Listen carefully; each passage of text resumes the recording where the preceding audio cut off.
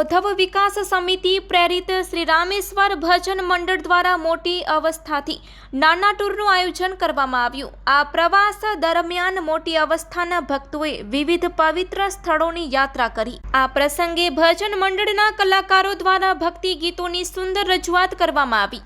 રામ નામ में लीन है देखत सब में राम, ताके पद वंदन करूं जय जय श्री जलाराम જેવી પંક્તિઓએ સમગ્ર વાતાવરણને ભક્તિભાવથી રંગી દીધું।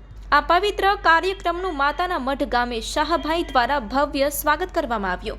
શાહ અરવિંદભાઈ તથા શાહ જયંતિભાઈ સહિત ગામના મહેમાનોએ ધામધૂમપૂર્વક આગંતુકોની આવકાર વિધિ કરી।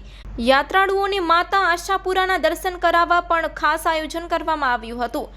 આવો નેક કાર્ય ભક્તિની પરંપરાને સમાજ સેવાનો સંદેશ આપે છે। रिपोर्ट बाय आदम नोत्यार, कच्छ केर ब्यूरो चीफ लखपत तालुका।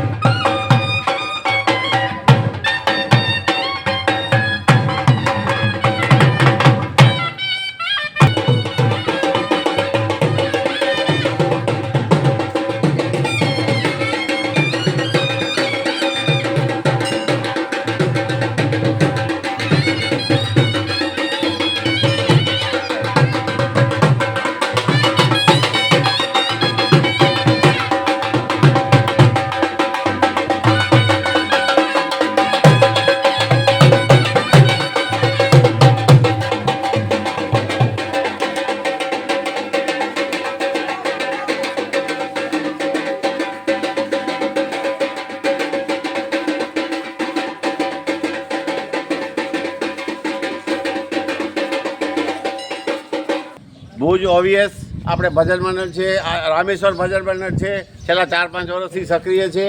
જય રામેશ્વર મહાદેવ, જય આશાપુરા માં। બધા ભાઈઓને બહેનોને મારા નમસ્કાર।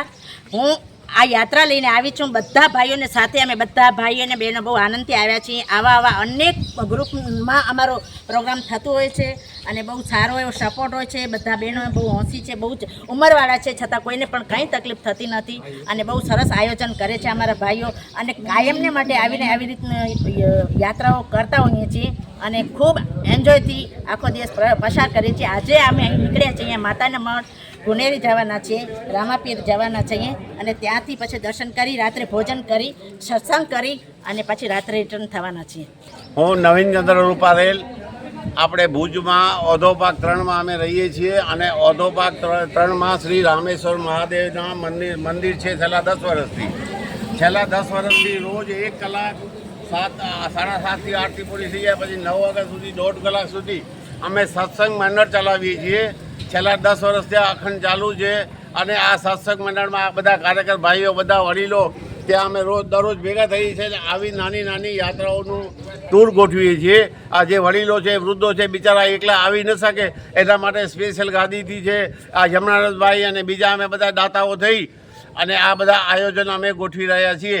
તો આજના આયોજનમાં અમે અહીંયા માતાના મઠ દર્શન કરી, કમલેશ્વર જઈ, ગડુલીમાં ચા પાણી નાસ્તો કરી અને આપણે ગુનેરીમાં કથા છે ત્યાં જશું અને ગુનેરીથી સાંજના 4 વાગે કટેશ્વર જઈ અને કટેશ્વરથી અમે લાખાપર જશું। લાખાપરમાં 6 થી 7 વાગ્યા સુધી 1 કલાક 2 કલાક અમે ભજન કરી અને રાતના બીજ છે એટલે બીજની અમે ત્યાં પ્રસાદી લઈ અને 9 વાગ્યા પછી અમે પાછા ભુજ જવાના છીએ।